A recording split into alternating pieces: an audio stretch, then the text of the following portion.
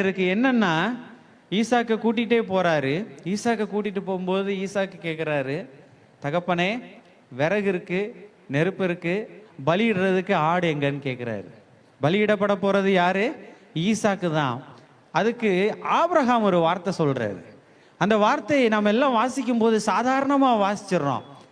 ஆனால் அவர் விசுவாசத்தின் தகப்பன்னு ஏன் பெயர் எடுத்தார் அப்படின்னா, அன்பானவர்களே, அவர் சொன்ன வார்த்தை கர்த்தர் பார்த்து கொள்வார், வா, கர்த்தர் பார்த்து கொள்வார். அவருடைய அசைக்க முடியாத விசுவாசத்தை பாருங்க. மோரியா மலைக்கு போறாரு, மலை மேல ஆட்டுக்குட்டி இருக்குமா? அவர் சொன்ன இடத்துல ஆட்டுக்குட்டி இருக்குமா? ஆனா விசுவாசத்தில் வல்லவனான ஆபிரகாம் சொன்னது போல ஆபிரகாமுடைய வார்த்தையை தேவன் கனப்படுத்தினார். அங்க ஒரு ஆட்டை நியமிச்சு வச்சிருந்தார். அங்க ஒரு ஆடு சிக்குண்டு இருந்தது. யாருக்காக ஒரு ஆடு சிக்குண்டு இருக்கிறது? ஆபிரகாமுக்காக ஒரு ஆடு சிக்குண்டு இருக்கிறது. ஆக எனக்கு அன்பானவர்களே, நீங்களும் நானும் அப்படிப்பட்ட ஒரு விசுவாசம் நமக்குள்ளே இருக்க வேண்டும்.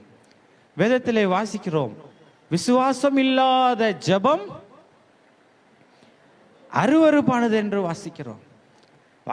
சந்தேகப்படாம விசுவாசிங்கன்னு வேதம் சொல்லுது. துளி கூட சந்தேகம் இருக்கக்கூடாது. சந்தேகப்படாம விசுவாசிங்கன்னு வேதம் சொல்லுது. இந்த பிரசங்கம் உங்களுக்கு மாத்திரமல்ல, எனக்கும் தான். உங்களை மாத்திரம் இது வெட்டுமே, ஆனால் இது தேவனுடைய வார்த்தை கிடையாது. என்னையும் வெட்டணும். ஏன்னா இது இருபுறம் கருக்குள்ள பட்டயம். ஹல்லேலூயா, பிரைஸ் தி லார்ட். நானும் இன்னும் விசுவாசத்துல வளர வேண்டியது இருக்குது. அன்புக்குரியவர்களே, ஆக இந்த தேவ வசனம் இருபுறம் வெட்டுகிறதா இருக்கிறது. ஒரு இடத்துல எழுதப்பட்டிருக்கிறது வேதத்திலே,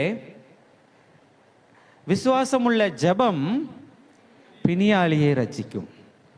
நம்ம ஜெபிக்கும் போதே, உங்களை கொண்டு போய் இப்போ ஒரு கேன்சர் பேஷண்ட்ட போய் நிப்பாடுறாங்க. பிரதர் ஜெபம் பண்ணுங்க, பிரதர், சிஸ்டர் ஜெபம் பண்ணுங்க சிஸ்டர் அப்படி நிப்பாடுறாங்க. ஆத்தாடியோ, நம்ம எப்படி ஜெபம் பண்றது? இது எவ்வளவு பெரிய வியாதி இல்ல. விசுவாசிக்கிறவர்களால் நடக்கும் அடையாளங்கள் ஆவன. நீங்கள் நானும் தான் விசுவாசி.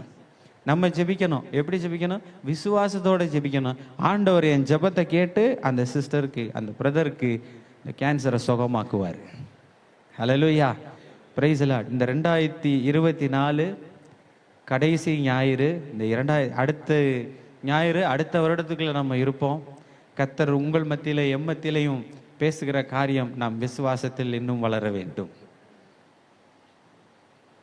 விசுவாசத்திலே நாம் ஆபிரகாமை போல வல்லவர்களாய் இருக்க வேண்டும்.